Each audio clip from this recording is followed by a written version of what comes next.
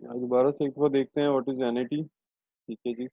NET को हमने कहना है stream of payment. Stream of payment. अच्छा, स्ट्रीम ऑफ पेमेंट अगर इक्वल स्ट्रीम ऑफ पेमेंट्स होंगी तो वो एनईटी कहलाएंगी। ठीक है। स्ट्रीम ऑफ पेमेंट से क्या मुराद है? कल हमने एक बात की थी सिंगल अमाउंट की। हमने कहा अगर एक टाइमलाइन हो, कोई भी टाइम पीरियड हो, फॉर एग्जांपल 0 to 10 years, इसके अलावा भी कोई भी टाइम पीरियड हो सकता है। It could be 0 to 5, it could be any time period. उसमें अगर सिर्फ एक अमाउंट हो, ठीक है, just one single amount, let's say 1000, और आपने इस 1000 की फ्यूचर वैल्यू फाइंड आउट करनी हो, तो हम इसको कहेंगे कि हमारी सिंगल अमाउंट है। ऑन द अदर साइड, अगर कहानी इस तरीके की ना हो, हमारे पास मल्टीपल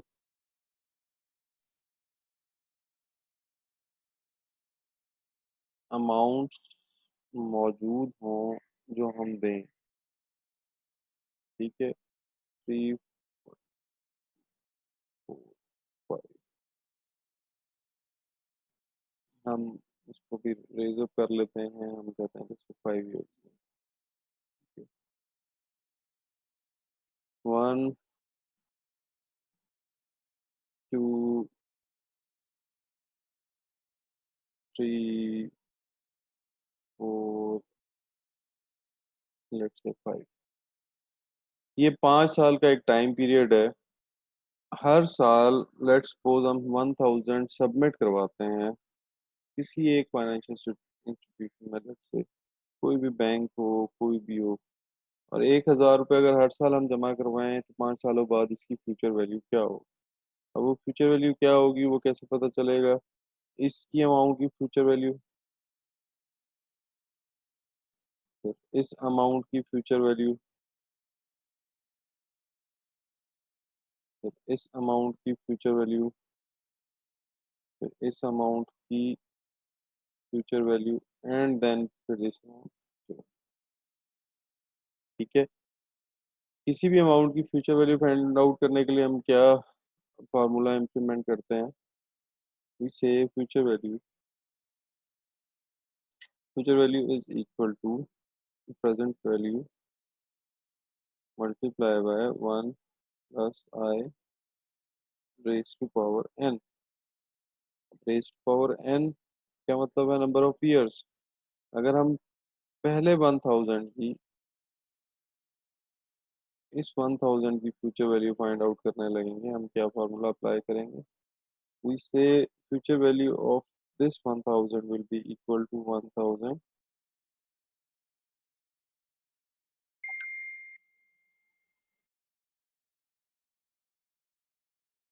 1000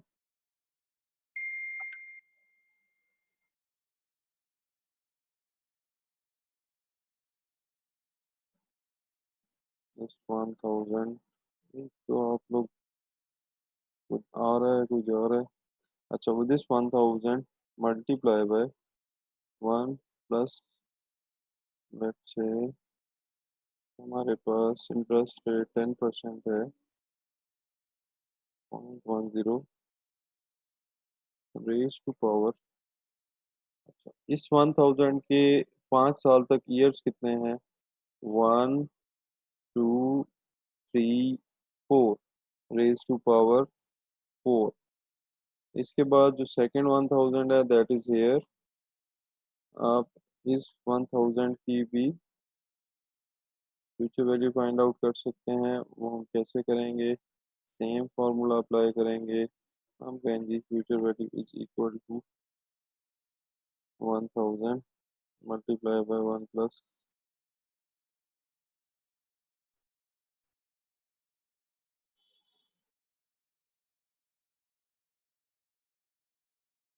पावर 3। 3 क्यों है? ये देखें, 1000 से ये यहाँ है, इधर से लेकर 2 से लेकर 3 तक 1 ईयर, फिर 1 ईयर एंड देन 1 ईयर, इसकी power 3। And same will go to all 1000, और लास्ट का जो 1000 है, दिस 1000, इसके साथ क्या होगा। अब आप यहाँ देखें कि ये फ्यूचर वैल्यू अगर हम इसकी फाइंड आउट करें, future value is equal to 1000 multiply by 1 plus 0.10 raise to power. अब ये 5th ईयर में ही है। 5th ईयर का क्या मतलब है? 5th ईयर का मतलब ये है कि 5वां साल है, इसने मजीद इसका कोई साल नहीं है, तो इसका मतलब है इसकी पावर 0 है। 1 साल का मतलब होगा तो चौथे साल का जो 1000 है, चौथे साल का जो 1000 है, इसकी फ्यूचर वैल्यू फाइंड आउट करने के लिए 1 ईयर का गैप है। 5वें साल का जो 1000 है, उसका 0 ईयर का गैप है, और किसी की भी पावर 0 हो तो वो 1 हो जाता है। तो लास्ट में हमारे पास लास्ट एनिटी का आंसर आएगा 1। तो हम इस तरीके से इन तमाम वैल्यूज, तमाम जितनी भी स्ट्रीम ऑफ पेमेंट है, इसकी फ्यूचर वैल्यू फाइंड आउट करेंगे, उसके बाद एंड इनको सम अप कर देंगे, तो हमारी वैल्यू ऑफ एनएटी निकल आएगी। ठीक है। एक तरीका तो जो मैंने आपको बताया कि आप डिस्टेंस मैपिंग कर लें। दूसरा तरीका ईयर्स निकालने का आसान है, बेसिकली इसी चीज में कंफ्यूजन होती है। 5 ईयर्स, टोटल 5 ईयर्स हैं, और पहले साल की एनएटी है, तो इसके लिए नंबर ऑफ पावर क्या होगी? 5 - 1। सेम, दूसरा साल है 5 - 2। तीसरे साल में कोई पेमेंट हो रही है 5 - 3। चौथे साल में कोई पेमेंट हो रही है 5 - 4। 5वें साल में कोई पेमेंट है 5 - 5। देखें, पहले का आंसर निकलेगा 0, दूसरे का आंसर निकलेगा, सॉरी, पहले का आंसर निकलेगा 4, दूसरे का आंसर निकलेगा 3, इसका आंसर निकलेगा 2, इसका आंसर निकलेगा 1, और लास्ट का आंसर निकलेगा 0। यही 0 मैंने यहाँ डिफाइन किया।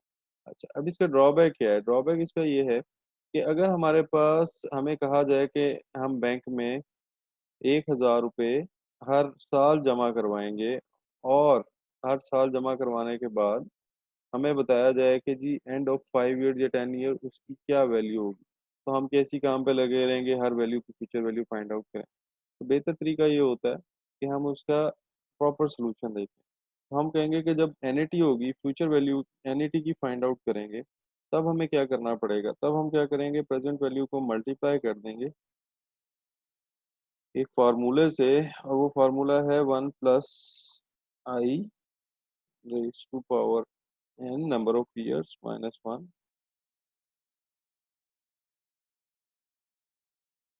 Whole divided by i।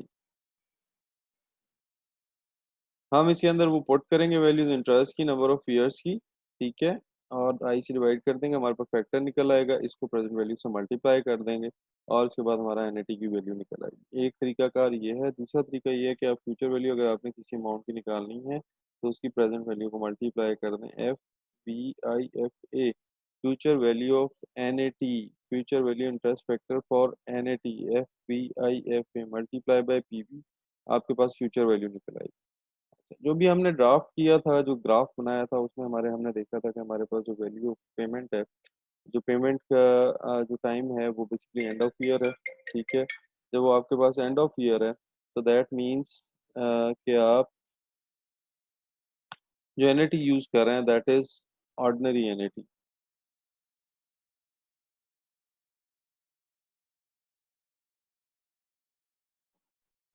Ordinary ordinary NET की क्या मतलब है कि वो स्ट्रीम ऑफ पेमेंट जिसमें पेमेंट जो है वो एंड ऑफ द ईयर हो, उसको हम ऑर्डिनरी एनईटी कहेंगे। या वो स्ट्रीम ऑफ पेमेंट जो एंड ऑफ द मंथ भी हो सकती है, वो एंड ऑफ द क्वार्टर भी हो सकती है।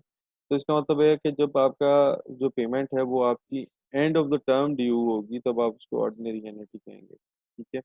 अच्छा, सिमिलरली जैसे हमने present value future value find out की, इसी तरह से हम किसी से आज लोन ले लेते हैं। ठीक है।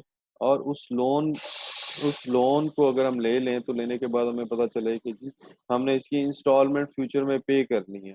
आज हम लोन लेते हैं, और फ्यूचर में अगर हम उसकी इंस्टॉलमेंट पे करते हैं, तो क्या उसकी इंस्टॉलमेंट आज की वैल्यू के बराबर होंगी? यानी आज जितना जो मैंने लोन लिया, क्या वो उसके बराबर होंगी? इस चीज को इस चीज को देखने के लिए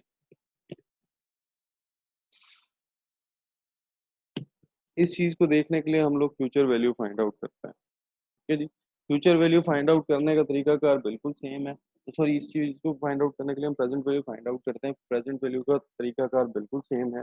जैसे हम लोगों ने फ्यूचर वैल्यू फाइंड आउट की थी, इसी तरह हम उसकी प्रेजेंट वैल्यू फाइंड आउट करेंगे। प्रेजेंट वैल्यू फाइंड आउट करने के लिए ज़रूरी है कि हम फ्यूचर वैल्यू, जो भी फ्यूचर में हमने इंस्टॉलमेंट देनी है, वन सिंगल इंस्टॉलमेंट, उसको फैक्टर से मल्टीप्लाई करते हैं। फैक्टर सेम है बिल्कुल,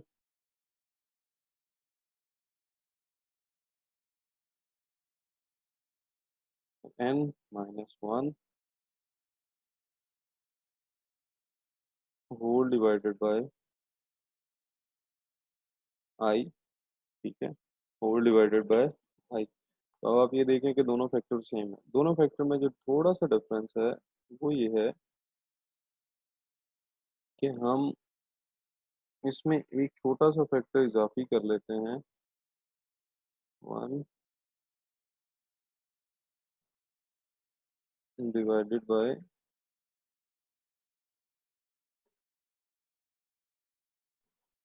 वन।